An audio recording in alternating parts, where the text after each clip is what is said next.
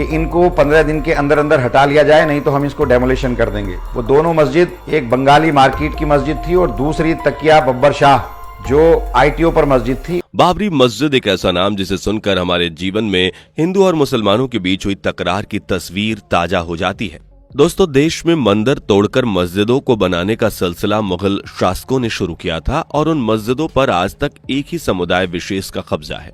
वह जमीनें हिंदू पक्ष की ही हैं, लेकिन फिर भी उन पर मस्जिदें बनाई गई हैं। न सिर्फ मंदिर की जगह बल्कि कई मस्जिद तो सरकार की जमीनों पर बनाई गई हैं।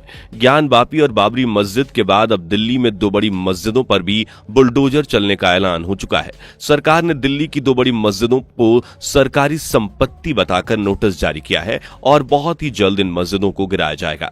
लेकिन मुस्लिम समुदाय के हितों की रक्षा करने वाले वक्फ बोर्ड ने इस नोटिस को चुनौती दी है। कौन सी 2 मस्जिदें हैं जिन पर सरकार अपना बुलडोजर चलाने की तैयारी कर रही है, बताएंगे आपको आज के इस वीडियो में। वीडियो को आखिर तक जरूर देखिएगा। वीडियो को लाइक और शेयर जरूर कर दीजिएगा। दिल्ली में MCD उन अवैध जगहों को खाली करा रही है जिसे लोगों ने घेरा हुआ है। पिछले कुछ दिनों से दिल्ली में ऐसी जगहों को खाली कराने और उन पर बुलडोजर चलाने तक की दिल्ली MCD बहुत तेजी से काम कर रही है। अब दिल्ली में अवैध जगह पर बनी जगहों को खाली कराने के लिए नोटिस भेजने के लिए धार्मिक स्थलों पर भी कार्रवाई हो रही है। दिल्ली के भजनपुरा में हनुमान मंदिर और एक मजार तोड़ने के बाद अब दिल्ली की 2 और मस्जिदों को नोटिस जा चुका है और 15 दिन के अंदर खाली करने का हुक्म दिया गया है। 15 दिन के अंदर अगर जगह खाली नहीं हो गई तो उस जगह पर प्रशासन अपना बुलडोजर चला देगा। दरअसल ये दोनों ही मस्जिदें रेलवे की जमीन पर बनी हुई हैं। उत्तर रेलवे ने नोटिस जारी किया है कि जो भवन, मंदिर, मस्जिद और अन्य कई इमारत रेलवे की जमीन पर बनी है उसे 15 दिन के अंदर ही खाली करा दिया जाए, नहीं तो उस पर बुलडोजर चलाने के कोर्ट के आदेश दे दिए गए हैं। दोस्तों, रेलवे का यह नोटिस दिल्ली के तिलक ब्रिज पर बने रेलवे लाइन के नीचे एक मस्जिद पर है जिसका नाम बाबा शाह तकिया मस्जिद है। दोस्तों, इस मस्जिद के साथ साथ यहां पर बने एक सरकारी ऑफिस को भी रेलवे का नोटिस आया है। मस्जिद की दीवार पर चिपके इस नोटिस के बाद मस्जिद का रखरखाव करने में लगे लोगों ने इसका विरोध किया और उनके पक्ष को रखते हुए वक्फ बोर्ड ने अपनी बयान को जारी किया। वक्फ बोर्ड का कहना है कि तिलक ब्रिज पर बनी मस्जिद आज की नहीं है बल्कि मुगल काल की मस्जिद है और इस रेलवे लाइन बिछाने से पहले बनाया गया। मुगल कालीन इस मस्जिद को जब बनाया गया तब भी यहाँ पर कोई रेलवे लाइन नहीं थी, फिर इस जगह पर रेलवे का अधिकार कैसे हो गया? दोस्तों, दिल्ली में सैकड़ों साल पुरानी कई मस्जिदें बनी हुई हैं जो मुगल काल की हैं। ये ऐतिहासिक मस्जिदें हमेशा से ही दिल्ली के धार्मिक और संस्कृति का एक अटूट हिस्सा रही हैं, लेकिन जिस तरह से रेलवे ने इस मस्जिद की जमीन पर अपना हक बताकर इसे तोड़ने की बात की है उससे एक बहस छिड़ गई है। वक्फ बोर्ड ने अपना बयान जारी करके इस तरह की कार्रवाई को सरकार की साजिश बताया है। वक्फ बोर्ड ने साफ साफ कहा है कि लगातार मस्जिदों पर हो रहे इन सरकारी हमलों के खिलाफ वह आवाज उठाएंगे और मामले को कोर्ट तक ले जाएंगे। मस्जिद की तरफ से यह भी कहा गया है कि दोनों ही मस्जिदें रेलवे लाइन के बिछने से पहले की हैं, जिसमें से बंगाली मार्केट में बनी मस्जिद के एक हिस्से को रेलवे लाइन को उस वक्त दिया गया था जब लालू प्रसाद यादव रेल मंत्री थे, ताकि वहां से रेल लाइन को निकाला जा सके। लेकिन अब रेलवे पूरी जमीन चाहता है, वो भी गैर कानूनी तरीके से। आपको बता दें कि यह बयान मस्जिद के पक्षधरों की तरफ से आया है। दूसरी तरफ मस्जिद जो तिलक ब्रिज के पास बनी हुई है यानी तकिया बब्बर शाह मस्जिद, वहां पहले मुगलों के समय में कब्रिस्तान हुआ करता था, लेकिन कुछ साल बाद वहां पर मुगलों ने एक मस्जिद बनवा दी।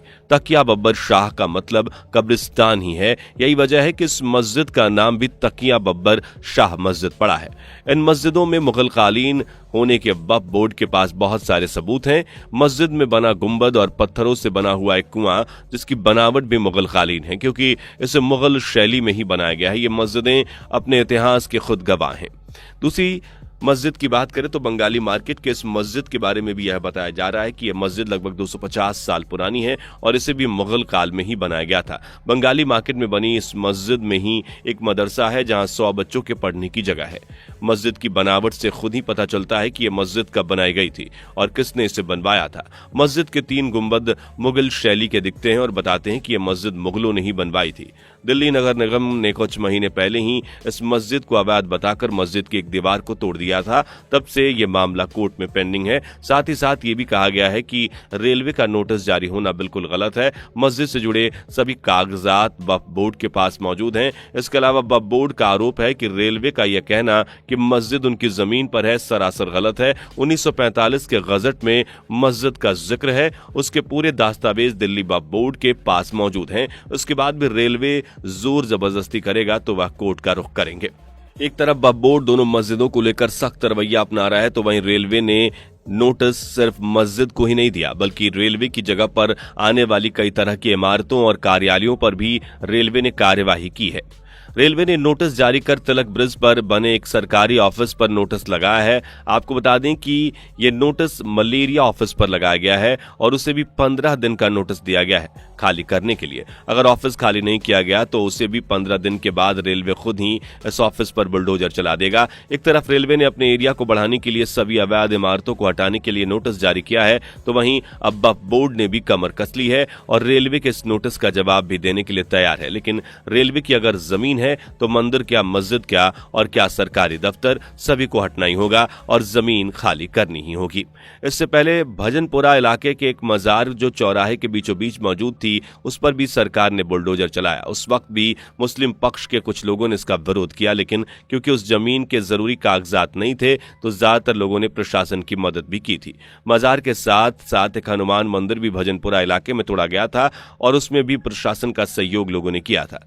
इस मामले में भी रेलवे इस तरह के सहयोग की उम्मीद कर रही है। हालांकि मस्जिद के पक्षधर इस बात से बिल्कुल बेखौफ हैं कि वह जमीन अवैध घोषित हो सकती है, क्योंकि उनके पास सभी जरूरी प्रमाण हैं। दोस्तों, जमीन का मुद्दा होता है तो शायद आसानी से हल हो सकता है, लेकिन यह आस्था का मामला है और आस्था बहुत नाजुक मुद्दा होता है। प्रशासन को दिक्कतें आएंगी, लेकिन क्योंकि अब मामला कोर्ट में पहुंच गया है तो मामले को दोनों पक्ष के मद्देनजर कानूनी रूप से ही सुलझाया जाएगा। अब सब कुछ कोर्ट पर निर्भर करता है, मामला रेलवे के पक्ष में जाएगा या वक्फ बोर्ड मस्जिदों को बचा पाएगी। लेकिन इस बीच हमें यह नहीं भूलना चाहिए कि मस्जिद हो या मंदिर, दोनों ही आस्था की जगह हैं।